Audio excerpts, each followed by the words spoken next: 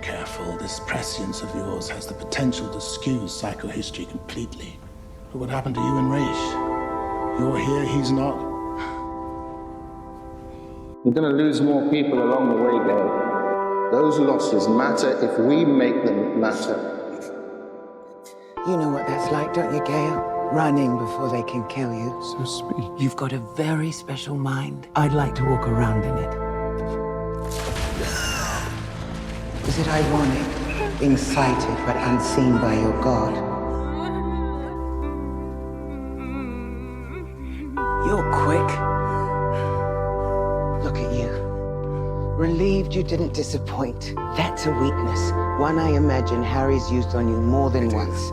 Ingenious, elegant, and true. Old homes open old wounds, and you seem to have wounds aplenty. No, you're nothing. You're nothing, you're just an illusion. An illusion can speak truth. Guilt follows you, Gaal, because you are guilty.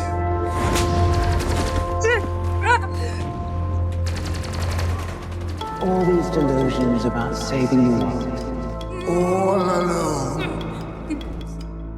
foresight is wasted on you. You can't let it.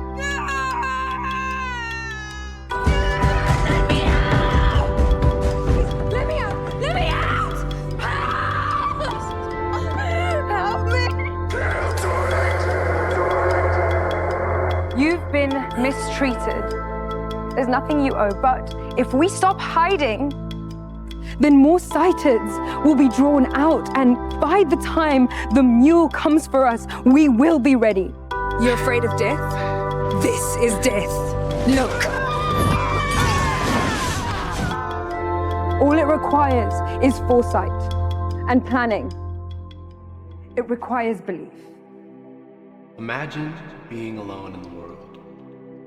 Absolutely no other signs of life around you whatsoever. Everybody you knew being completely gone. Now imagine if this expanded, not just beyond the world, but beyond the entire universe.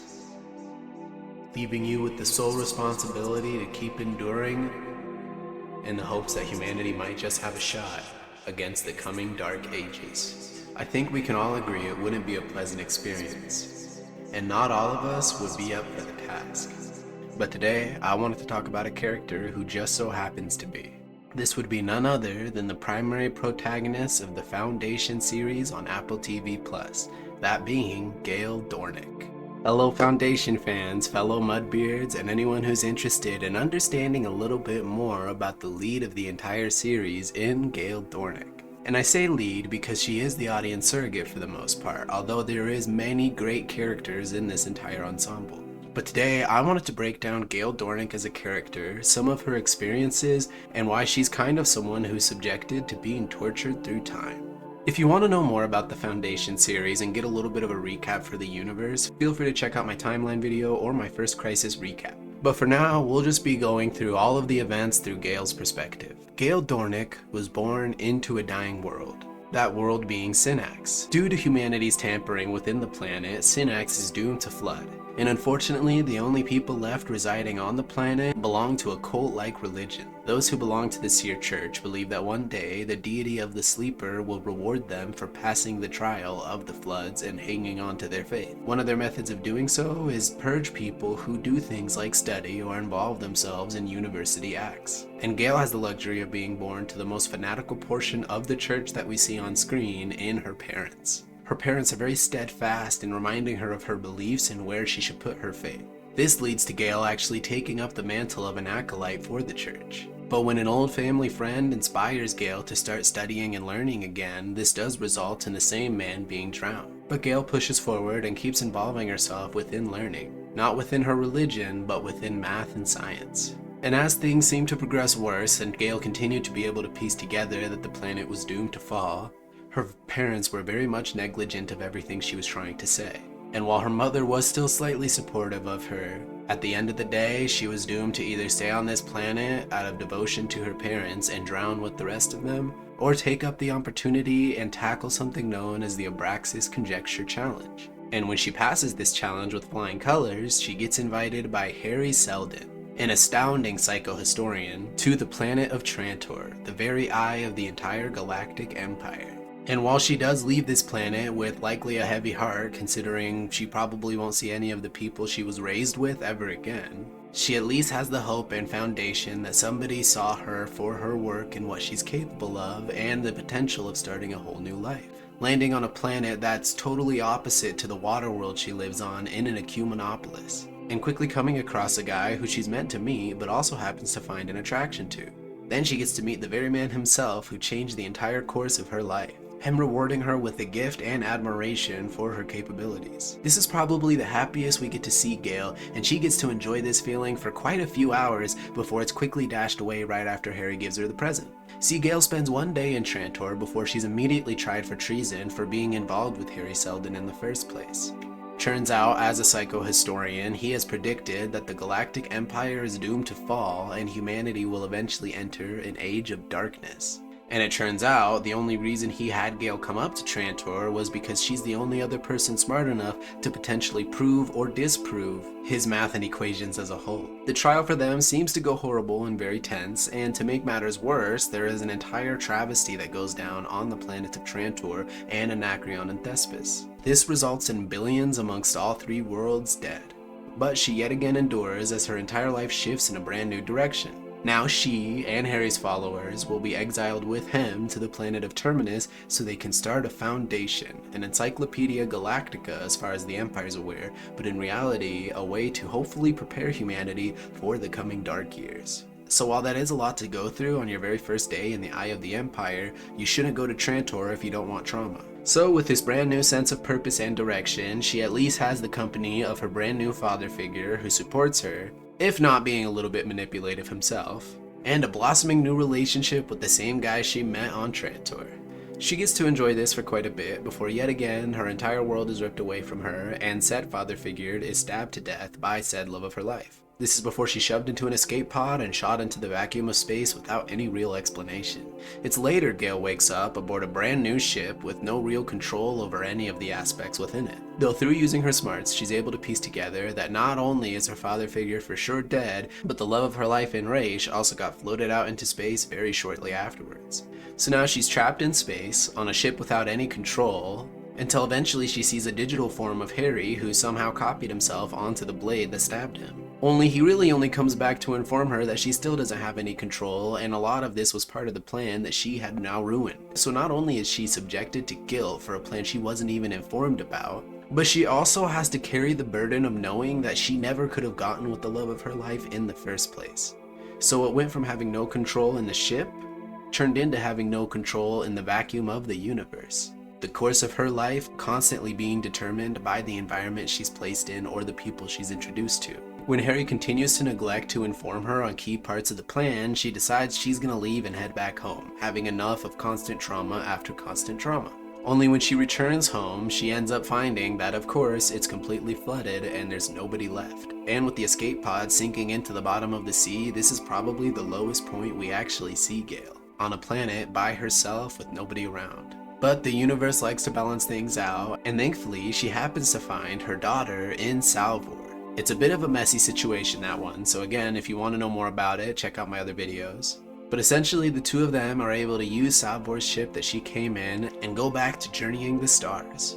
However, joining them on this trip is the digital copy of Harry, who is a little bit upset with Gaal because it turns out when she left and went through several years of cryosleep, she had brought him along with her. And while she was in stasis, he was awake the entire time.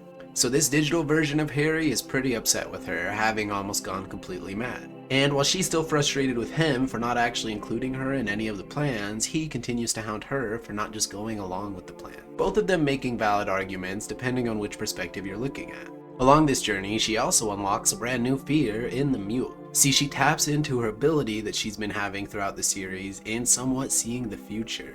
And when she puts herself into a near-death experience, she gets a very visceral vision of the future third crisis they're gonna have to deal with in the mule. His character is one I kind of broke down in my trailer reaction, and I'll break down more in my character breakdown. But essentially, this guy is the embodiment of death and all of Gaal's efforts if she happens to fail. So with a newfound mission, her daughter Salvor, and Harry Seldon decide they're gonna start up the second foundation, as the first foundation was always doomed to potentially fail.